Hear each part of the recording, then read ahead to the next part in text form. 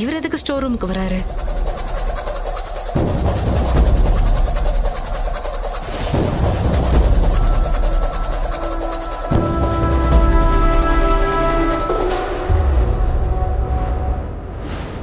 இந்த நகைப்பெட்டி பரம்பரை நெக்லஸ் வச்சிருந்த நகைப்பெட்டி மாதிரியே இருக்கே.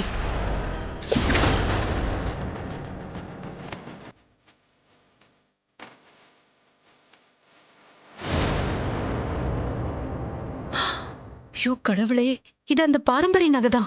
இது எப்படி இங்க வந்துச்சு?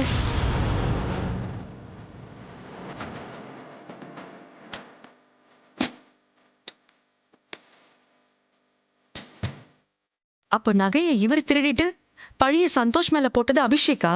மை காட், இது தெரியாம கௌதம் சந்தோஷ் மேல கோவப்பட்டு சந்தோஷம் கௌதமும் ஒருத்தர் பார்க்காம பேசாம அண்ணனுக்கு துரோகம் பண்றானே. என்ன மனுஷன் இவெல்லாம்?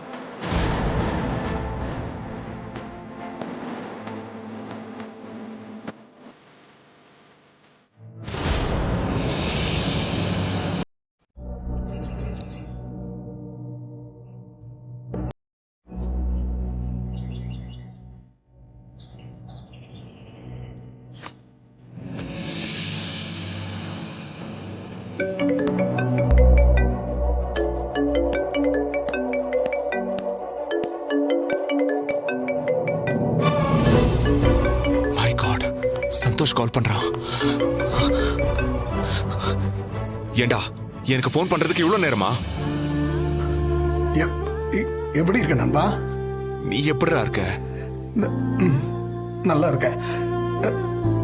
வீட்லயா இருக்க? ஆமா வீட்ல தான் இருக்கேன். வீட்ல எல்லாருமே இருக்காங்களா? ஏண்டா இவ்ளோ கேள்வி கேக்குற?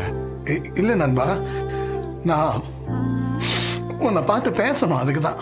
டேய் இது என்னடா புது பழக்கம்? வீட்டுக்கு வரும்போது போன் பண்ணி தான் வருவியா? வாடா ராஸ்கல். வரேன் நண்பா, வரேன். இன்னும் 10 நிமிஷத்துல அங்க இருப்பேன். சரிடா வா.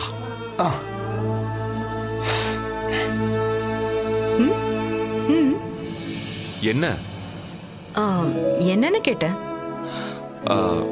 இப்பதான் சந்தோஷ் போன் பண்ணா, வீட்டுக்கு வரானா.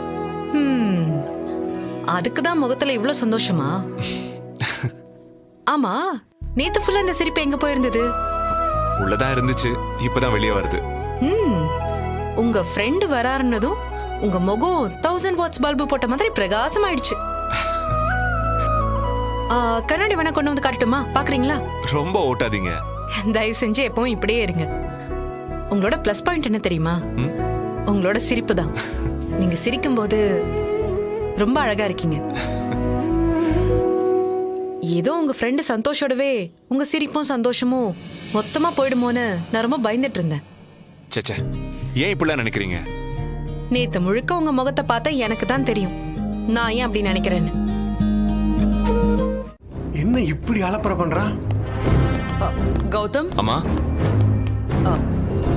என்னப்பா சமையல்காரங்க கிட்ட சந்தோஷ் சமையல்னு ஏதேதோ சொல்லிட்டு இருக்க? அம்மா, உங்களுக்கு ஒரு விஷயம் தெரியாதுல்ல? என்ன விஷயம்ப்பா? சந்தோஷ் நம்ம வீட்டுக்கு வந்துட்டு இருக்காமா.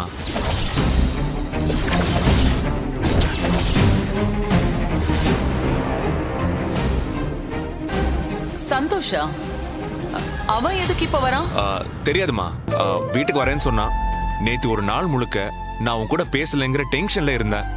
இப்ப அவனே வரேன்னு சொல்லும் போது நான் ரொம்ப சந்தோஷமாயிட்டேம்மா. அதான் அவனுக்கு பிடிச்சது எல்லாம் சமைக்க சொல்லிருக்கேன். என்னப்பா இது? அவன் என்ன சாதாரண விஷயமா பண்ணிட்டு போயிருக்கான்? நம்ம வீட்டு பாரம்பரிய நகைய திருடிட்டு போயிருக்கான். அவன் பண்ணது வெறும் திருட்டு இல்லப்பா, நம்பிக்கை துரோகம். அதானே பண்றதெல்லாம் பண்ணிட்டு அவன் எதுக்கு நம்ம வீட்டுக்கு திரும்ப வர்றான்? வந்து திரும்ப ஏதாவது கதை விட போறான். அவனெல்லாம் வீட்டுக்குள்ளே சேர்க்க கூடாது. ஆமாமா, கௌதம் கிட்ட பாவமா பேசி அவனை சமாதானப்படுத்திடலாம் நினைக்கிறான். ஆனா இந்த தடவை நம்ம அதுக்கு இடம் தரவே கூடாது. கரெக்டான மாப்பிள்ள சார். அதெல்லாம் அவன் வந்ததுக்கு அப்புறம் பேசிக்கலாம். அவனே போன் பண்ணி வரேன்னு சொல்லிருக்கான்னா நிச்சயம் ஒரு முடிவோடு தான் வருவான். வரட்டும், கேட்போம். ஆனா அதுக்குள்ள நீங்க 3 பேரும் ஏன் மாறி மாறி யோசிக்கிறீங்க? ஒரு விஷயம் நடந்துச்சுன்னா அதையே பிடிச்சி தொங்கிட்டு இருக்க கூடாது. அடுத்து என்னன்னு மூவ் ஆகி போயிட்டே இருக்கணும்.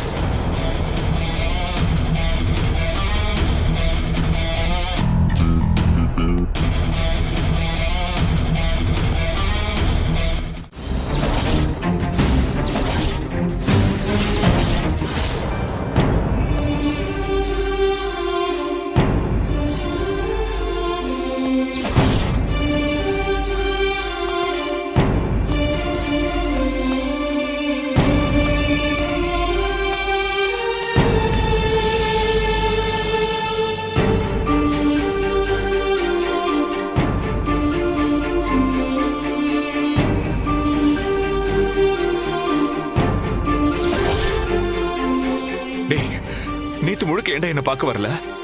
தெரியும் நண்பா, வீட்டுக்குள்ள வந்ததும் நீ இதை தான் முதல்ல கேட்பேன்னு எனக்கு நல்லா தெரியும். ஐயோ,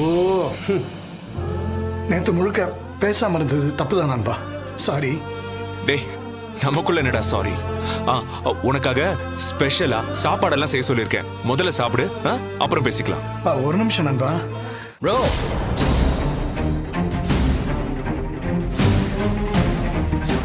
செய்யறதெல்லாம் செஞ்சுட்டு சாரி கேட்டா எல்லாம் சரியாயிடுமா? நீ பண்ணது திருட்டுத்தனம். எவ்வளவு கெஞ்சினாலும் அதை நாங்க மன்னிக்கவே மாட்டோம். ஆமா, நீ பண்ணது என்ன சின்ன விஷயமா? ஈஸியா சாரி சொல்லிட்டு போறதுக்கு. அவனை ஏன் பேச விடாம நீங்களே பேசுறீங்க?